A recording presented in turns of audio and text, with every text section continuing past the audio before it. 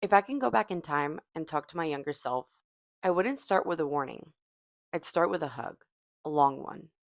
The kind that says, I see you, even when no one else does.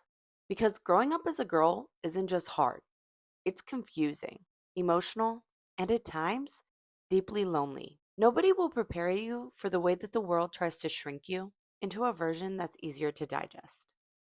They don't tell you that being pretty can be a compliment and a curse. That being nice could get you into situations that your instincts told you to walk away from. That you'll spend years unlearning the lies you were fed about your body, your worth, and your value. This video isn't just girl talk, it's a guide. It's a guide I wish I had. So if you ever questioned yourself, felt like you didn't belong, or try to be everything for everyone, but lost yourself in the process, this one's for you. Let's talk, honestly, from the heart. We're going to start with number one, body image and self worth. From a young age, we're taught to see our bodies through a lens of criticism.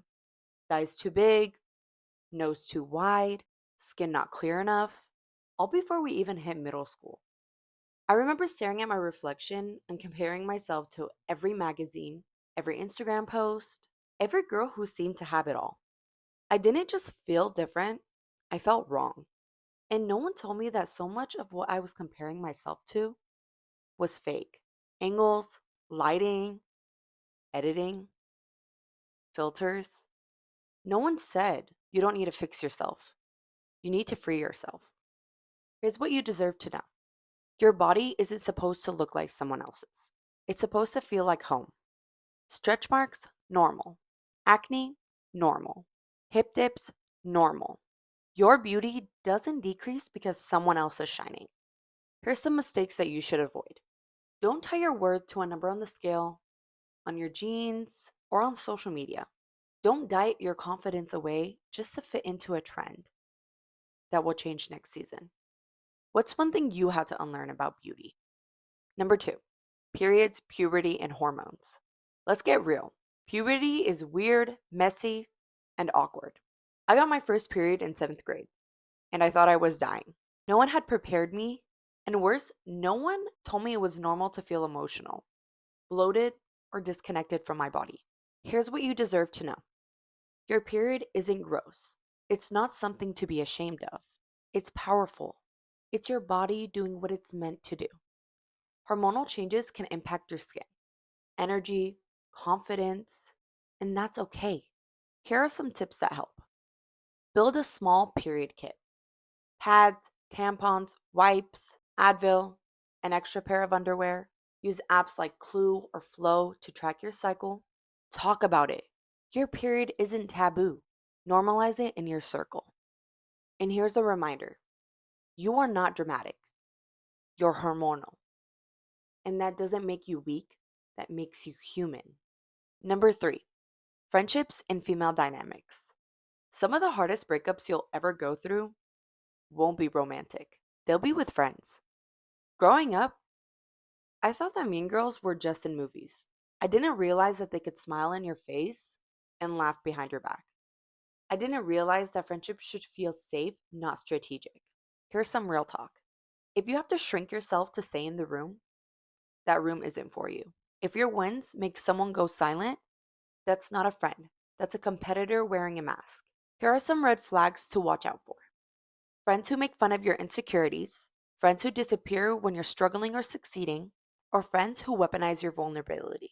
Here's what I wish I knew: you don't have to chase people to prove your worth. Outgrowing people doesn't make you cold, it means you're healing. Have you ever had to walk away from a friendship that hurt more than it helped? Share what you learned from that experience. Number four, safety, boundaries, and intuition.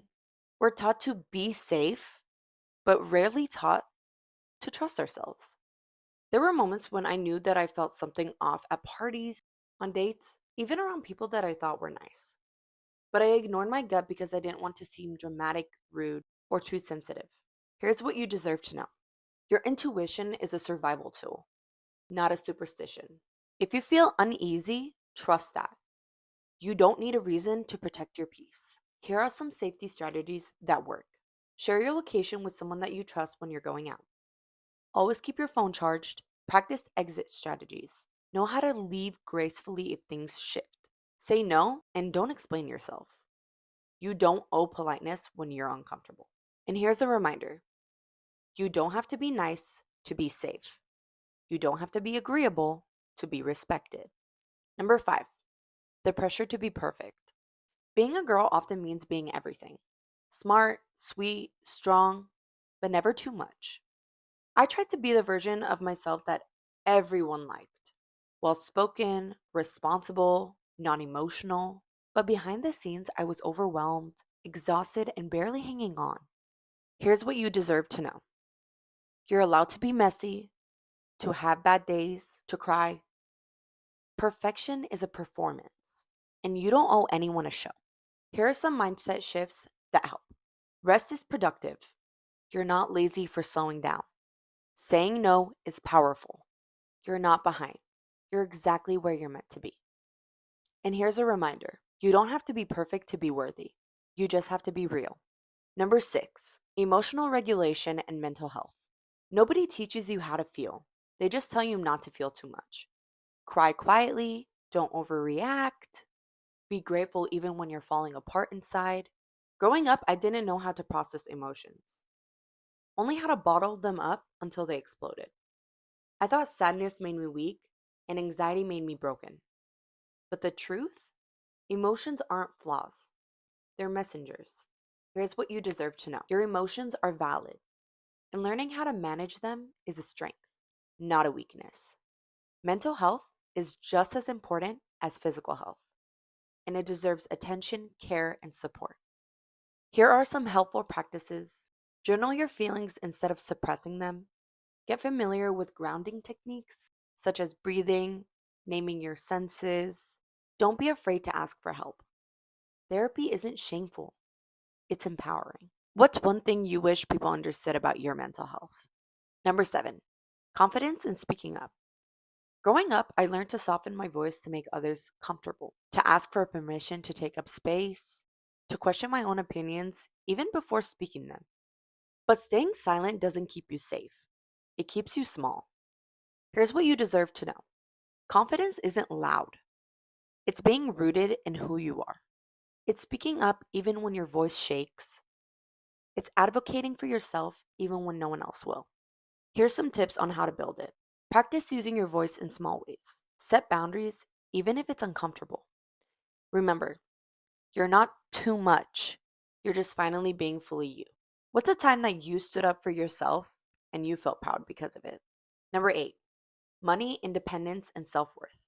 As girls, we're often taught how to spend money, but rarely how to make it, manage it, or own our financial power. That's independence. It's not just about bills, it's about freedom. Here's what you deserve to know: your worth isn't tied to anyone providing for you. Financial literacy gives you options, peace of mind, and the ability to walk away from what doesn't serve you. And here's what helps: learn how to budget early. Don't be afraid to ask questions about money. It doesn't make you greedy, it makes you smart. Understand that financial independence is emotional freedom. Number 9, social media versus real life. There's a version of you online, and then there's you. And sometimes those two don't match, and that's okay. Growing up in an age of social media means constantly comparing your behind the scenes to someone else's highlight reel. It's exhausting trying to be liked instead of just being real. Here's what you deserve to know: you are not the number of likes, views, or followers you have. What matters most is how you feel about yourself when the screen turns off. Here are some mindset shifts that you should keep in mind. Curate your feed to uplift you and not drain you. Take breaks when needed. Real life doesn't need a filter. You don't have to document everything to make it valid. Have you ever felt disconnected from your real self because of social media? And lastly, number 10, self discovery and reinvention. One of the biggest lies about growing up is that you have to figure it all out by a certain age, as if your identity is something that you unlock once and never change. The truth? You'll reinvent yourself 100 times, and that's beautiful. Here's what you deserve to know: you're allowed to outgrow dreams, change paths, and rewrite your story. You don't need to have all the answers. You just need to stay curious and courageous. Here are some helpful practices with that. Explore new interests without judgment. Let go of who you used to be and make room for who you are becoming. Ask yourself regularly, who am I now? And what do I want next? What's one version of yourself that you've outgrown? And what's one you're stepping into? If this video spoke to you in even the smallest way, don't keep it to yourself. Share it with a friend, a sister, or your younger self if you could.